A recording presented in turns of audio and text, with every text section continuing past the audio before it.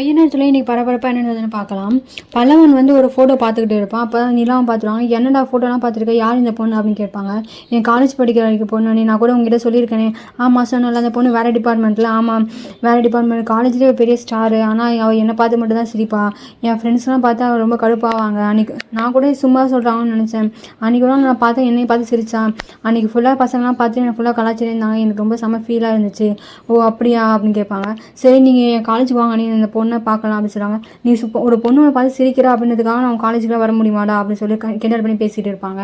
அப்போ தான் பலரும் சொல்ல, நீங்கள் பேசாமல் என்னுடைய காலேஜில் ப்ரொஃபஸர் ஆகிடுங்க, நீ ஜாலியாக இருக்கும் அப்படின்னு சொல்லுவாங்க. இல்லை எங்ககிட்ட படித்த சர்டிஃபிகேட்டுக்கே இங்கே படித்த சர்டிஃபிகேட்டுக்கே கிடைக்க மாட்டேங்குது, இதில் நான் எப்படி ப்ரொஃபஸர் ஆக முடியும், அதுக்கெலாம் ரொம்ப நல்லா படிக்கணும் அப்படின்னு சொல்லுவாங்க. அப்போ தான் சேரனும் வருவாங்க. சேரன் வந்துடுவோடனே கடைக்கு போடான்னு சொல்லுவாங்க. இல்லை நான் போக மாட்டேன்னா அப்படின்னு சொல்லுவாங்க.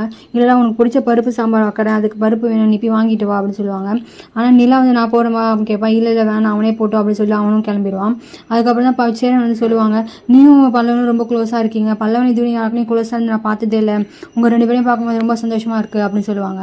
அப்போ தான் நிலா சொல்லுவான், ஆமாம் எனக்கு இவன் குட்டி தம்பி மாதிரி இருக்கான், இவன் தான் இந்த வீட்லேயும் இவன் தான் எனக்கு பெரிய கம்பெனி, இவனும் பாண்டியனும் உண்மையான அண்ணி நினச்சிட்டு இருக்காங்க, அது பொய்ன்னு தெரிஞ்சவனே ரொம்ப ஃபீல் பண்ணுவாங்க.